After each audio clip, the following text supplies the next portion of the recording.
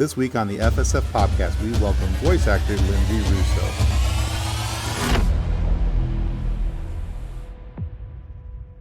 Hello and welcome to the FSF Podcast. Our guest today is best known, and I will use her words from her website because why not? Best known for kicking butt and quoting Shakespeare. But when this Army veteran turned actor isn't rearranging faces or reciting prose, you have certainly heard her voice in games and shows like Call of Duty Modern Warfare 3, Transformers, War for Cybertron. There's Starfield, God of War, Ragnarok, Fallout 76. I could literally keep on going. The list is long. There's so many cool things that Linsay has done here today. So anyway, guys, I am very excited and proud to welcome Linsay Rousseau to the FSF Podcast to sit down and talk a little nerdy with us. Welcome to the show, Linsay. Thank you. So happy to be here. Yeah, absolutely. As I was saying pre-show, when I saw your page came across on a Twitter feed for me, it's one of the good things that Twitter has actually done in the last few months. It suggested something that I would actually like and would go and not go, oh God, why is that on my wall? I know, right? Yeah. And so when you came up on my Twitter feed, I was like, I need to talk to this person. This person's got some really cool stuff. And then I went to your website and I checked out your IMDb page and I was like, absolutely need to talk to this person. But first things first, because we are geeks and we like to talk about nerdy things. We do. Now, some may call it stalking. We like to call it research. When we go and we look at the other person's social media page. So, as one does, you peruse the page, kind of see what they're about, kind of get a feel for who they are, what they are. But one thing really stood out to me, not only from your own website, but also with your social media pages. You have some really cool nerdy shirts. And I do. I'm wearing one right now. There we go. It's nice. Excellent. With my D&D water bottle. There it is. There it is. I love it. Yeah, that's fantastic. Yeah, so as you were going through it, I was like, wow, she's got some really cool shirts. And you got a really awesome Captain Marvel jacket. And I was like, that is so cool. I'm very excited about that. Yes. As well you should be. That's friggin' awesome. So here's my question. Now that I've gotten all that out of my system, well, mostly. When you go look for a new nerd shirt, is it just something that's spur of the moment and you're like, oh, that's cool, I gotta have it? Or is there some plan and some thought that goes into it? Like, I'm looking for this particular shirt, this particular, nerdiverse, whatever it may be. A little bit of both. Sometimes, if you're at a convention, like I was at Comic-Con several years ago and I saw the Captain Marvel jacket and I was like, I have to have that. That is, and she's probably my favorite superhero. But other times, algorithms pop up and you're like, ooh, I really like that. I want to get that. But in general, I'm usually on the lookout for Star Wars or D&D or any, I'm definitely a Marvel girl. Any like really cool, badass female Marvel superheroes, I'm a big fan of. Captain Marvel, Rogue, Jessica Jones, things like that. Doctor Who, anything Doctor Who, I am down for that. So yeah, it's a little bit of both. Something catches my eye, or I am on eBay trying to find the Captain Marvel 2008 comic book cover art on a t-shirt because I do not want the movie. I mean, I love you, Scarlett Johansson, but I don't want you. I want the original cover art. So sometimes it's a little bit of both. Sure. Okay. Well, that makes sense to me because as you can see behind me, I'm a big Funko Pop collector. Yes, Funkos, yes. Yeah, I absolutely love Funkos. Star Wars is my favorite universe. That's where I like to hang out. So I find myself like I'm going and I'm searching for this particular Star Wars Funko and I'm looking for this and looking for that. Mm-hmm. And I find that I've gone in looking for this, but I end up buying this, this, and this because although I may have found this, yeah, that's how they get you. They get you by looking for this. And then you find all these other things. Like I was on Amazon the other day and I was looking for, I think it was back when I was looking for my Cad Bane good Funko. One. Yes. Yeah. Big fan of Cad Bane. And I was looking for that Funko Pop. And I logged in and they had like things on clearance for like Funkos for like $2 or $3 that I didn't have. that were from Marvel, and I'm like, "Well, I wasn't here for Marvel today, but I was kinda I came in purely looking for Star Wars, and I came which ones are they again? Yep, the Oh, I got, algorithms work. oh, they totally do. Yeah, I got a Civil War Vision Funko Pop, Oh, yes, uh, yes. Sam as Captain America, from going from the Falcon to being Yep, Captain America, and what was the other one? There was one more that I got. Oh, Baron Zemo, yeah. So yeah, I was yeah. pretty happy. Those were all like they were all like $3 a piece with on Prime with free shipping. I was like, I can't go wrong. Can't go no, you So can't. yeah, it just gives me, now I'm at the point now that my Funkos are like funneling off the shelves onto the floor in front of the shelf there, Like, I need and another I have to, yeah, I got to go get another shelf now. So it is what it is, right? But so anyway, yeah. So I was curious about that because it was like every picture where if if it wasn't something like a shot from a yeah, if still it from a wasn't a movie photo scene or something. shoot. That's my Yeah, go-to is, like, I'm a T-shirt and chucks kinda girl, it's like, I've got an entire love it. wardrobe of just geeky shirts, and then I have, like, my audition clothes and my, like, I need to look nice clothes. Fantastic. Well played. I dig. I dig. All right. So let's go back to the basics of our show because for Yeah. my show, usually the first question I like to ask is not that one. That one was just I had to ask about that one because that was like the first thing I saw, and I was like, and I started noticing. But typically, the very first thing that we ask any of our guests is to talk about the origins of how they got to be the person that we have across from us at the virtual table. How they got from there to here. Oh, So, man. in the story of Lindsay, how did you get going in the acting world? How did you Oh. get from there to here? Yeah, I mean, that's honestly a really long story. So I'll give the cliff notes. I grew up acting. Okay. I grew up with theater and with music. That was my life. All growing up since I was very young, I was performing on stage, either in theater productions or in music productions. And then, like many of us, I went to college, ended up in the army. And then when I got out of the army, didn't really know what to do with my life. So I was like, let's do journalism because I've been doing this in the military. And then after I did that for a while, got my master's, was working, and I was like, you know what? I was just always happiest when I was performing. So Okay. I went back to acting and I did theater again for about 6 years full time, and then transitioned into voiceover and on camera work, and then just kind of kept going. And voiceover has been really good for me. On camera's been a little bit slower, but yeah, I've been, kind of come full circle to where I was back when I was in high school. Yeah. So, no, that's a great Like I answer. said, That that's definitely the was. Cliff Notes version. No, that's okay. I like the Cliff Notes version. It kind of hits all the high points because I think that when we've talked to a couple other people that started off in one direction, even though they had a theater background or like or dancing class or some type of something in the arts. Okay, we'll Yeah, just leave it at that. So where they were somewhere in the arts, but they went off to go do this thing, right. and it just kind of like it for whatever reason it just that's where they fell back to because that was maybe was it because it was comfortable, that's what you knew and you know It's what you knew, it's what really made you happy. And like after the army, after spending a year in Iraq in combat, and then spending several years doing really in-depth emotional investigative stories as a journalist, it was taking its toll on my mental health. I just was not in a healthy place. And um performing is what always made me truly happy. It was my escape, it was my release. And I realized I needed to make a decision in my life to be healthy and happy.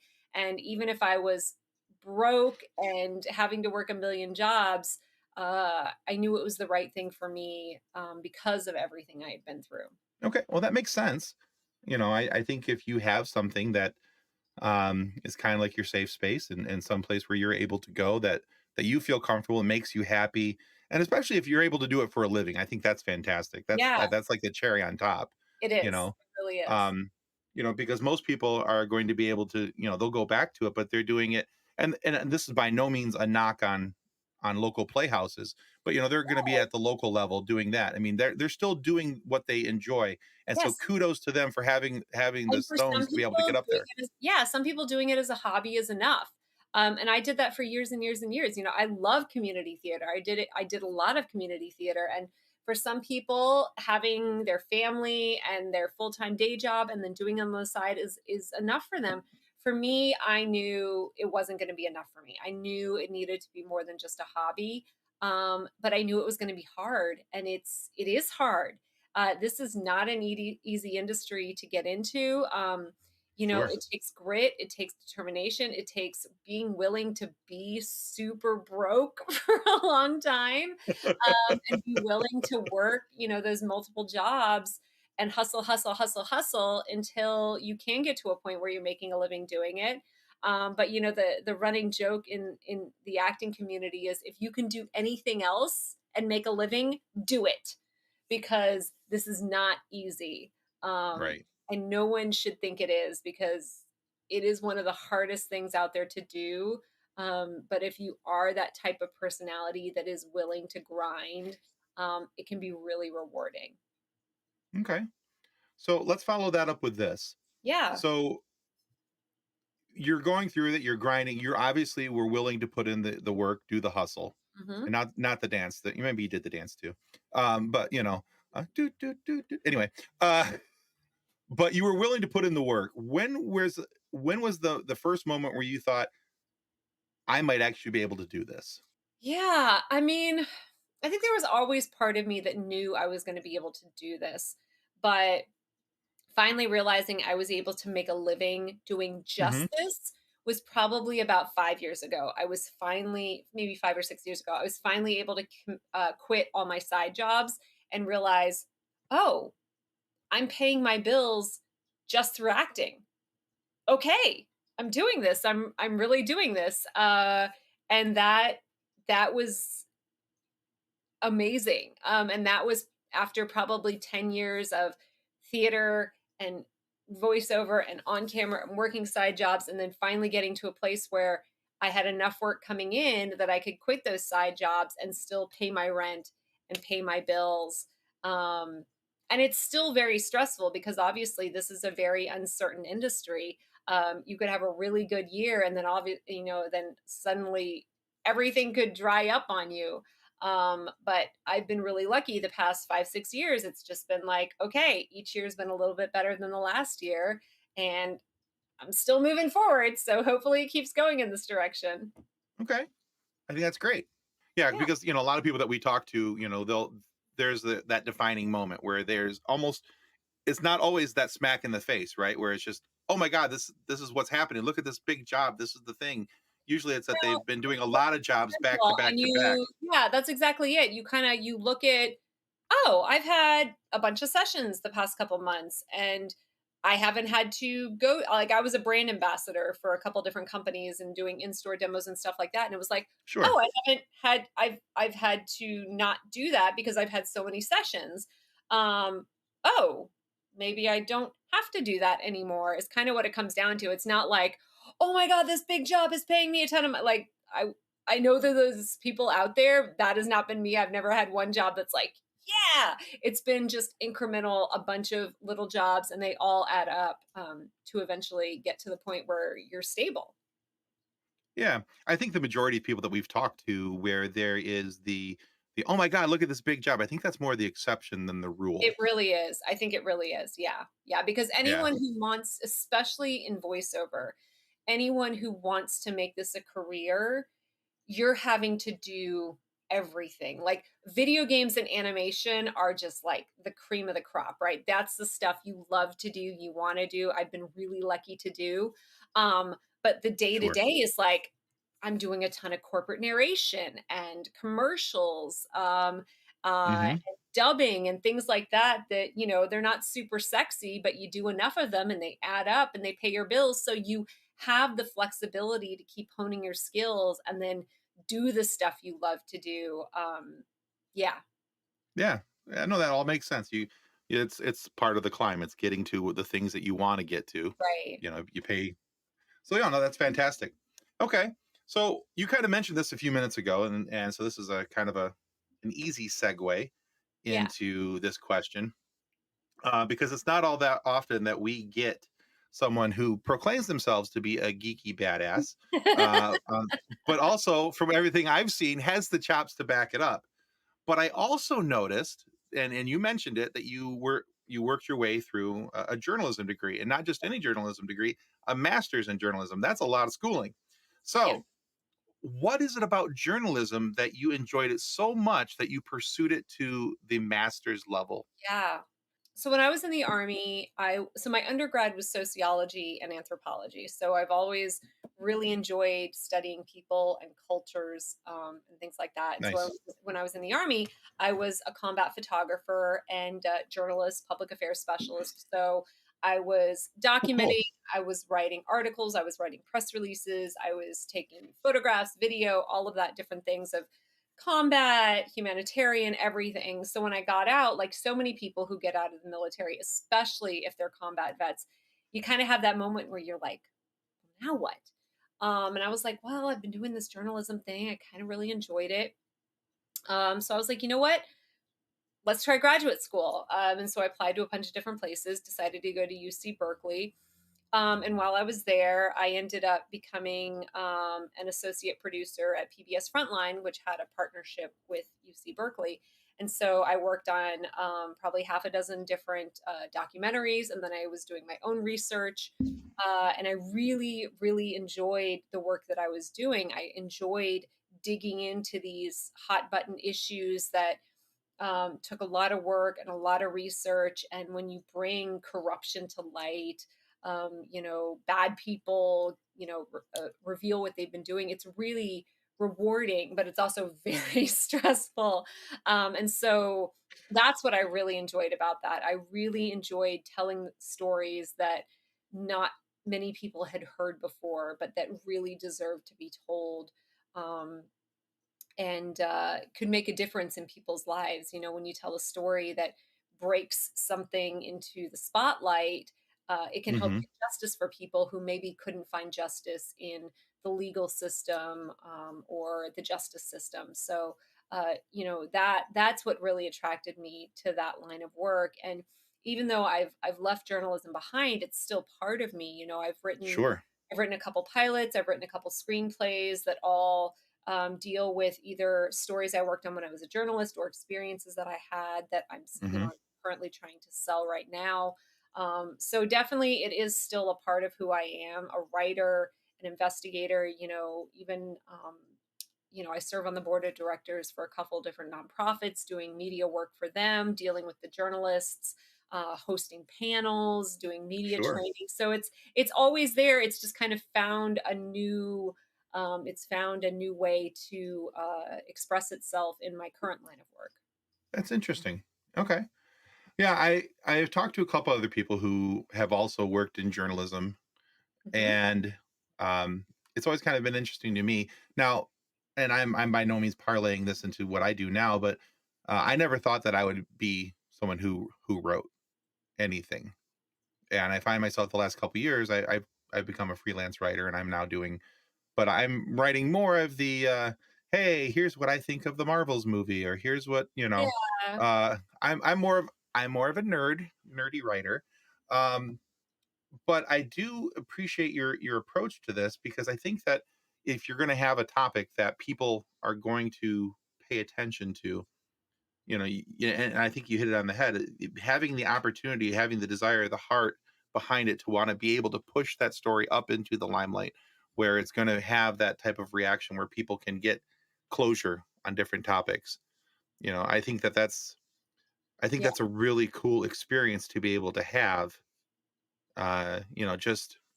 Just based on how you were talking about it, it's not something that I can correlate with personally, because I haven't done that. Like I said, my writing is more about uh, you know, why Rockstar Games is screwing people over with their Grand Theft Auto 6 ideas. You know, AI voices, I mean, that's kind of one of the big things that I do. I'm on the board of directors for the National Association of Voice Actors, and one of the big things awesome. that we're working on is AI protections for voice actors. I'm on the SAG-AFTRA Video Game Excellent. Negotiating Committee, and we're working on AI protections for voice actors because it's happening now, and we've seen with all the layoffs at the video game industries. 1,900 people at Activision Blizzard, which is Right. now being contested by the FTC because maybe they violated labor law in doing that. Yeah, it's really hitting home across the creative arts.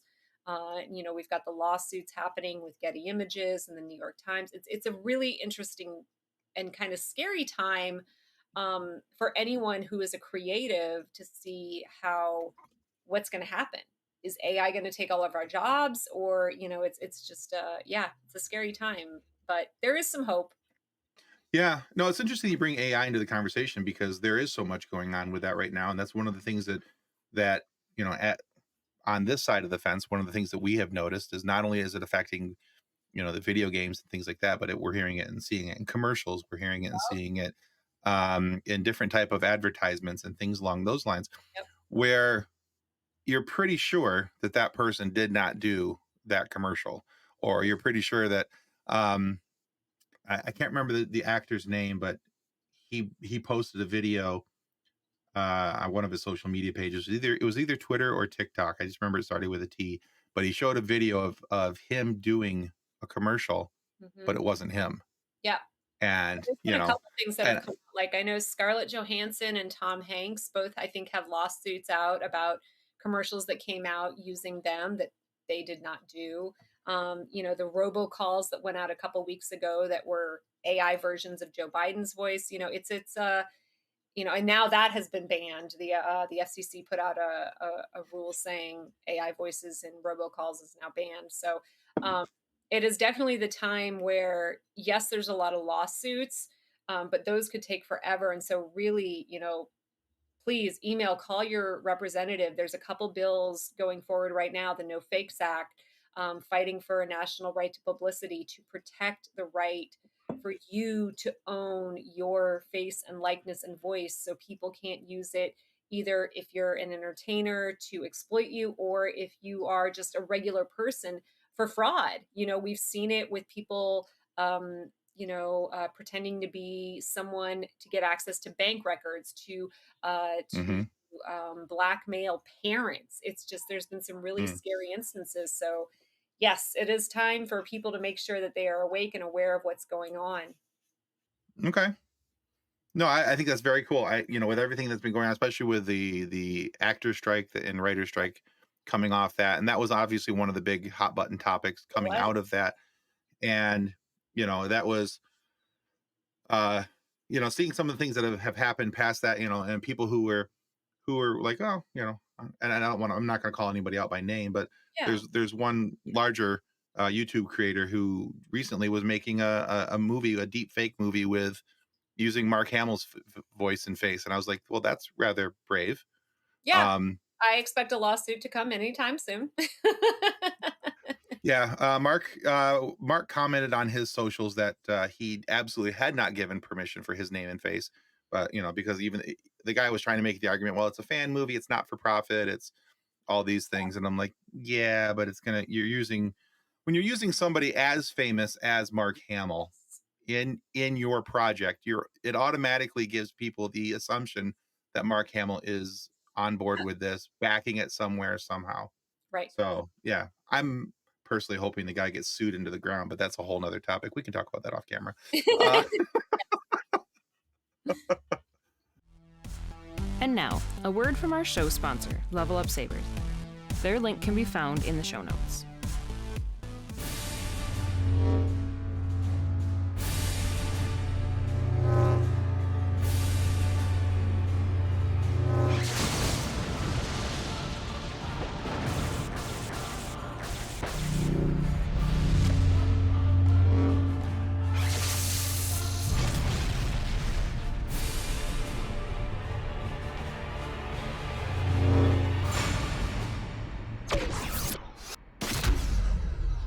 all right, so let's move on from that because that's a whole thing That's that a whole other I'll thing. Yeah. that's a whole other thing, and I'll start building a soapbox, and nobody needs that kind of drama in their day.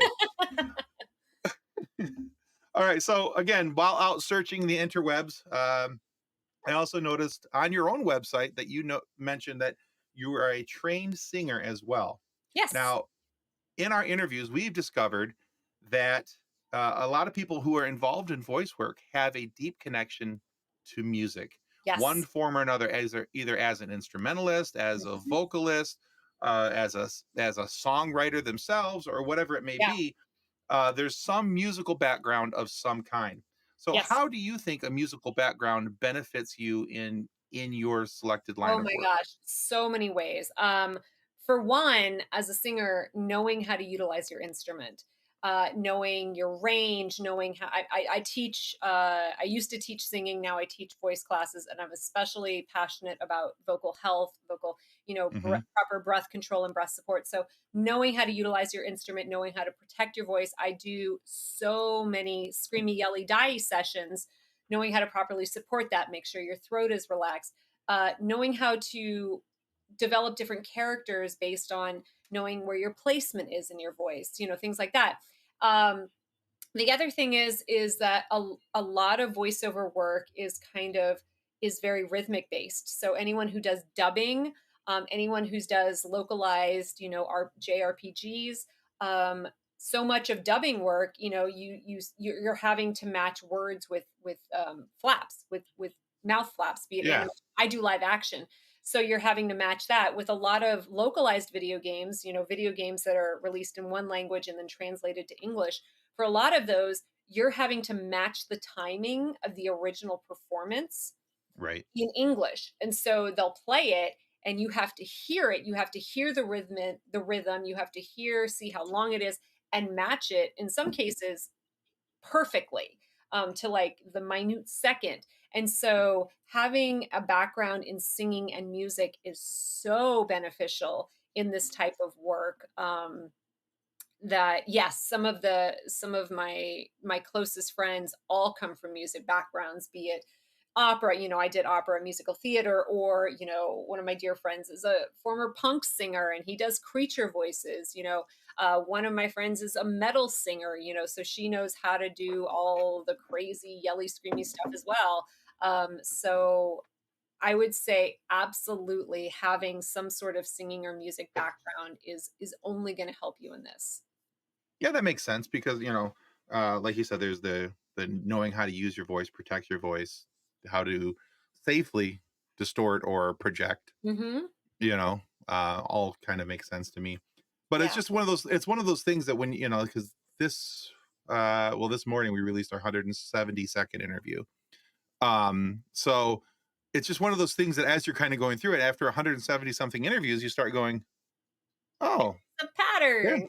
there's a pattern catching on here. There's a lot of musicians. Yeah. And I Yeah. think when it clicked in probably for the most for me was when, we were interviewing Rob Paulson Yes. and talking with Rob, and I was unaware of his musical background, and he started talking about it, and all of a sudden it was just kinda like and he started talking about the musicality of voice work Yes. and Yep. being able to, use the timing and the rhythm of music is, it Yeah. translates over into the voice booth, and I was like, "Oh." Oh, yeah, You know well, and then just listening to him, 20 years later still being able to sing the state capitol song, right? you can do that at the drop of a hat, and I don't know anyone who doesn't have a musical background who could pull that off, you know? No. No, there's no way. Um, they'd have been sunk for sure, for sure. All right, very cool. So, all right, so we can't have all this talk with a geeky badass without covering a few topics that are at least a little bit geeky. We've talked about a whole Sure. lot of other things and kind of tiptoed around some of the work that you do. So here's a couple of fast flying questions. So I mentioned earlier, and I think you kind of answered this earlier, but we're going to ask it again anyway. So I mentioned earlier, I'm a massive Star Wars fan. That's where Yes. my nerd flag flies. Where Yep. does your nerd flag fly?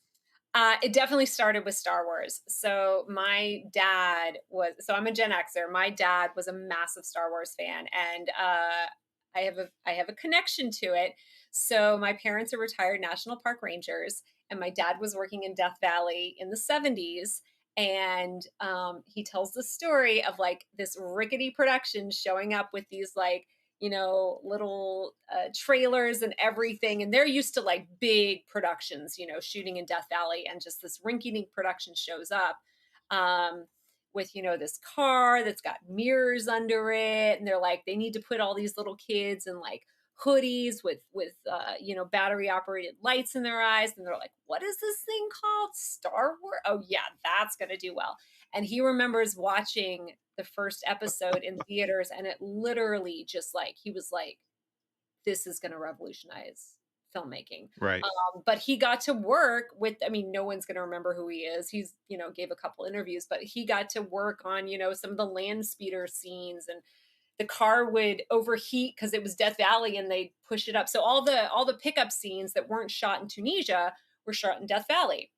And if you go to Okay. Death Valley, they've got, they can tell you where to go to see some of the areas where Star Wars was shot. So that I was raised with that. So Star Wars That's was cool. definitely my first fandom.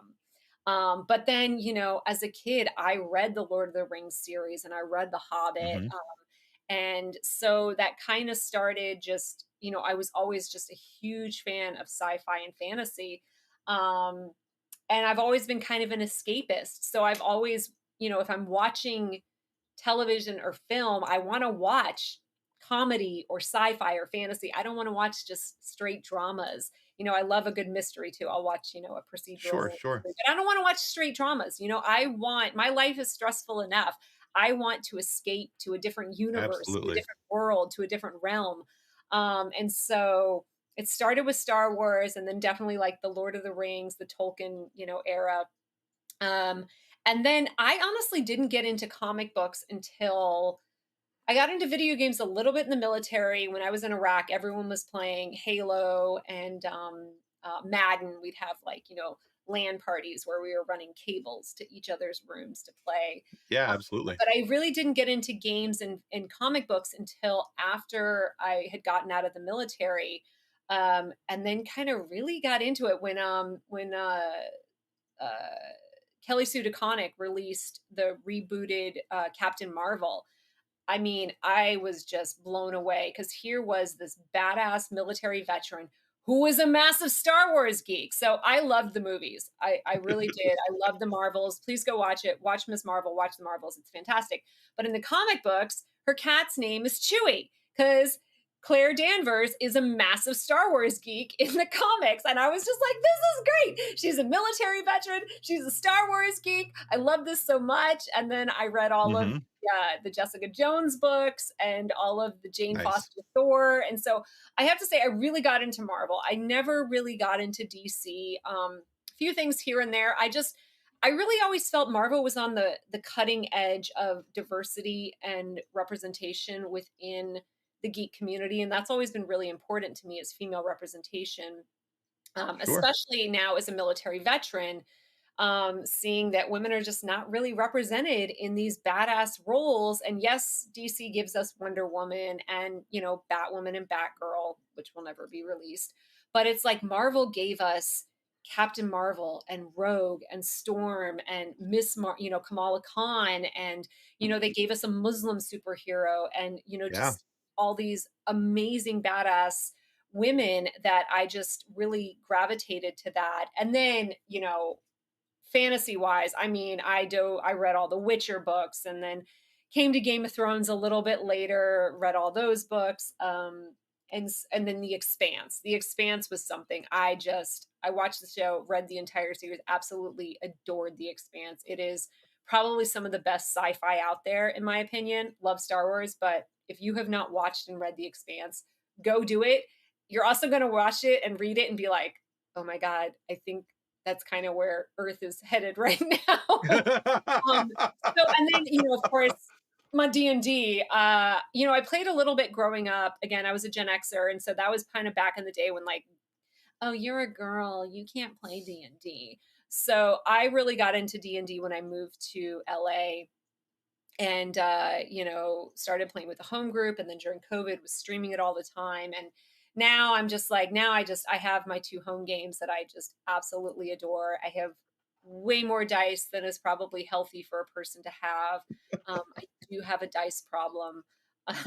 So now I kind of run the gamut of I really love good storytelling, and I love good storytelling that is done in like the sci-fi and fantasy genres, because Hmm. it allows you to explore things which are outside the realm of reality. I am the biggest Whovian. I adore Doctor Who. I have seen every episode of Doctor Who, and some people think it's like super campy. I just love British television in general, and so if you appreciate British TV, you understand Hmm. why Doctor Who is the way it is. Um, but I just love that you can jump in these episodes and just get taken to a different world, a different time period, and just immerse yourself in that and kind of Yeah, get absolutely. your own, my day to day is super stressful. Just let those problems go away and just enjoy the ride while it's there.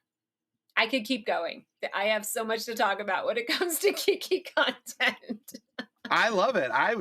No, this is great. This is great conversation because I identify with a lot of what you just said. Yeah, Um, because I watch some drama here and there. My wife likes to watch like murder mystery, police dramas, those type of things, yeah, and that's fine. But after a little bit, I'm like, okay, I'm gonna go back to my Star Wars. Or right. I did try. I actually did try to get into The Expanse.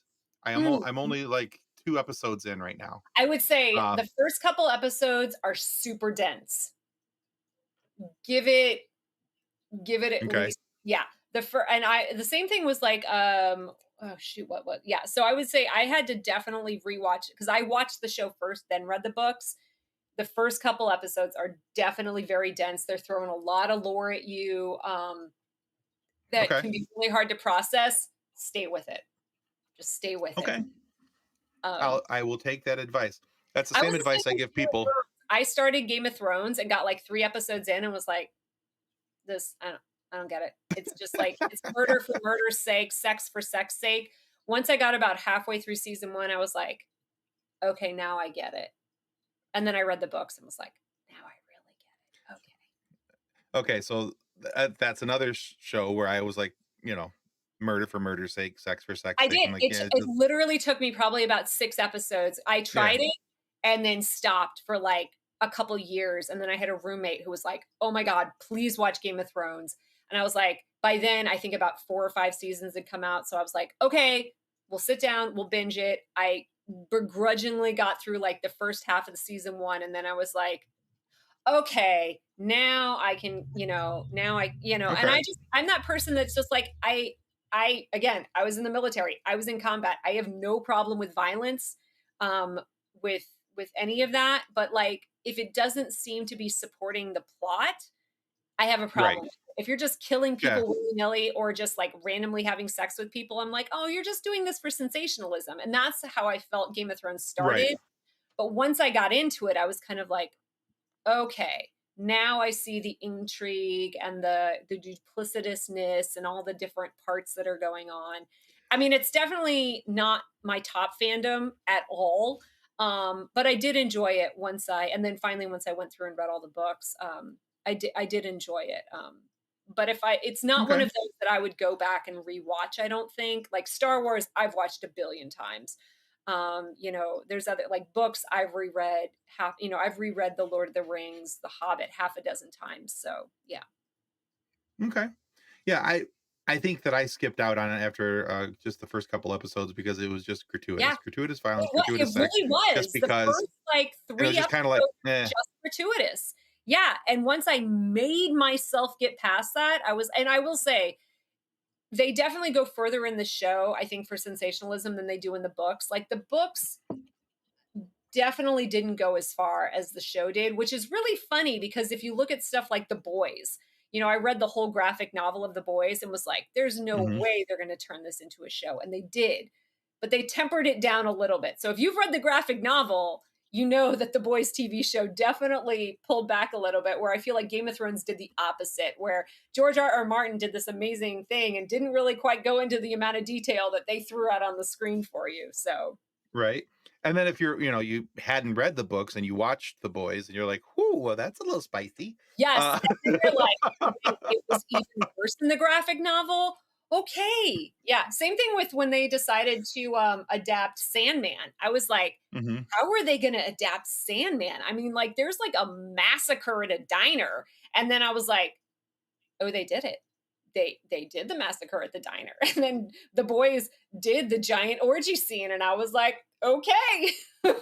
And there we go. Yeah, And there absolutely. we go. Yeah. All right. Yeah, no, that's cool. I like I said, I identify with a lot of what you said, especially because when you started talking about wanting that escapism Yeah. and giving these shows a little extra try, that actually makes sense to me because that's how I always explain people when they say they don't want to sit down and watch Star Wars Clone Wars. Because to me, that's like peak Star Wars. And I'm like, if you're gonna watch Star Wars, this helps set up so much of the prequels and helps Right. with so much of the understanding. Please watch Clone Wars, but get through season one. Push yourself to get through season one. Yeah. Cause you get, it's a whole like, Yeah. yeah, you've Ugh. got to get through the newscaster who's talking about, and now we go back to our front lines where blah blah blah. It's Yeah. like okay, you have to get through that, and then it just really is good storytelling. Yeah. Yeah, absolutely. So, all right, very cool. Next question. What voice character that you perform was the greatest challenge for you and why? Ooh, greatest challenge. Okay. Like Um, picking on one of your kids, I'm sure, but yeah. So I would say acting wise was definitely Alita one because I had to go to some really dark places for that. But I would say like vocal technique wise, the stuff I had to do in God of War Ragnarok was just super intense. Again, you're never gonna know who I am, but you killed me. I had to do this like crazy demon character, and it was just super gravelly and shouty. But then I had to do this like cultist. They called it the before they changed the name, like in pre-production, it was called like the owl cultist, and it was these people that worshipped like an owl god. And so they gave all these like female metal singer references of like wanting this super high screechy sound. And so having to try and figure out that sound, that placement of wanting this super crazy, just shrill, non-human, shrieky sound was um, definitely taxing. I And bet, yeah. it took its toll, but it's always fun when you're working with a great director on a great developer and just being like, is that it? No, let's tweak. Can you do a little more of this, a little more? And then you find it, and you're like, yes, that's it. But that was definitely the most probably taxing vocally wise. Yeah. All right, very good. All right, last of the fast fires. Yes. What's a universe that you haven't dipped your toes into yet that you would love to be able to play in? I Whether mean, on screen or voiceover? yeah, so I technically am in the Marvel universe. I did do some Marvel mobile game. So I guess I'm in the Correct. Marvel universe, and I did do Scratch, or I did do ADR for Black Widow and What If. So I'm technically in the Marvel universe, though not as like a named character. But I have yet to do anything Sure. in the Star Wars universe, and I am very passionate about that. I was actually working on a Star Wars game that was based on something that was really close to my heart, and it got shelved with all the reshuffling of where Star Wars has gone with different game companies. And I was like, I remember I came in for my session, I was like, oh my God, I'm finally in the Star Wars universe. And then it was like, and now it's shelved permanently. And you're just like, no. Because my two cats are named after, I have three cats, but two of them are named after Star Wars characters, one from Knights of the Old Republic, one from one of the Star Wars books. And I still consider Knights of the Old Republic one of the greatest storytelling um, video game It was ever. amazing. Video games ever. I mean, the Yeah. story with Bastila and all of Mhm. those is just it's so Agreed. my cat's is named Jahani. And then of course now I'm friends with the woman who did the voice of Jahani now, 20 years later. But that is definitely a universe I still dream of being in because I still blame my dad for the fact that I was not born and could not have been a baby Jawa in the original Star Wars because all the other little Jawas were the kids of National Park Rangers. And I was born 2 years later, so I was still very mad at him that I could not be a Jawa. So still Way to waiting on go, the Dad. universe. So yeah, that's definitely going to have to be the universe that I am not in, that I almost was in, but that I am not in. All right. No, yeah, if I could get my name on Star Wars somewhere, somehow, anywhere, it could just be in the end credits where it says I held a glass of water for somebody. I'd be fine with that. That's Yeah, kind of the same dream. thing, like Doctor Who So, too, but I know, like, Doctor Who, I'm not British, so the odds of me getting into the Whovian verse is not very promising. I was like, "Dude, put me in a Cyberman outfit. I'll stand in the background, I'll be in a tiny little Dalek, like, I'm cool, you don't right. need to see my face." Right. Yeah. You don't have to see my face, you don't have to hear my voice, just let me be there. So, yeah, I fully understand that.